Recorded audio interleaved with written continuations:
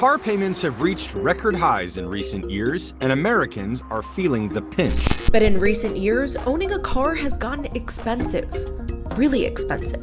More than 100 million Americans have an auto loan, and auto loan debt in the US is currently at $1.5 trillion, a record high.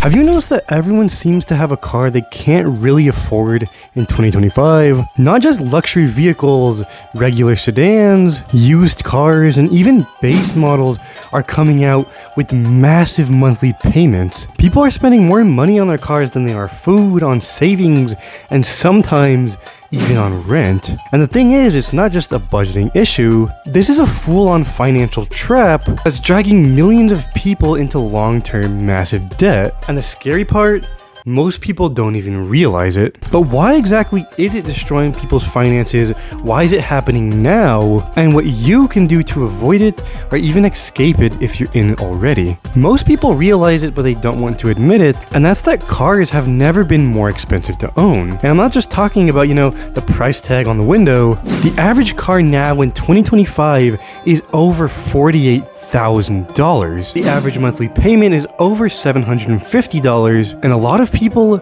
are paying over $1,000 just for their car. And even used cars are averaging around $500 to $600 every month, which a few years ago used to be the price of a new car. And the thing is, that's just the payments. That's not counting the insurance, the gas, maintenance, repairs, DMV test, or property tax if you live in certain states. It's turning to a situation where people on average are spending around $1,200 to $1,400 every month on their car, most to own it and most to keep maintenance on it, and this is just to get them to work. And the big question is, how did this all happen in the first place? Just a few years ago, cars were much more affordable. Pandemic inflation between 2020 and 2022, car production stalled due to supply chain issues, inventory dropped, and prices skyrocketed. For some while, interest rates were pretty low, and people would finance even expensive luxury cars over a long term, say, 72, 84, 96 months. But now in 2025, interest rates are up.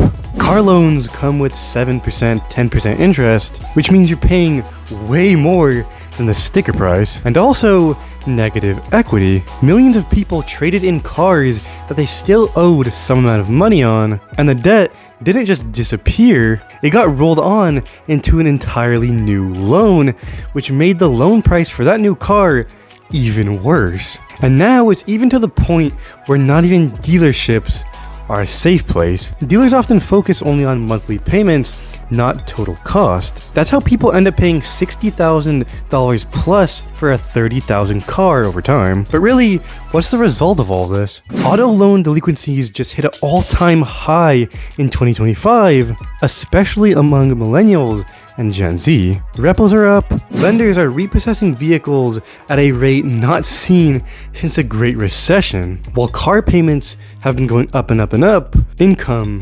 hasn't. And basic finance progress, savings, investments are just completely stalled. People can't save, they can't invest, they can't buy a new home, all because a car payment is eating up half of their take-home pay. And the funny thing is, cars are a depreciating asset. They're taking down in value the second you drive off the lot. These cars, they're not building wealth no matter how much that car is, they're bleeding it. It's not just economical, it's also cultural because social media glorifies cars. There's a lot of pressure nowadays, mostly on young people, to drive something nice, a Lamborghini, even say a Chevrolet Corvette. And it gets to the point where a lot of people, they can actually afford that car and they say something like, I worked hard enough, I deserve the nice car, and they just lose so much money off of it. And the worst part is, some influencers promote financing luxury cars as a form of status. Some saying it's a good business move or it's gonna build your credit. But the truth is,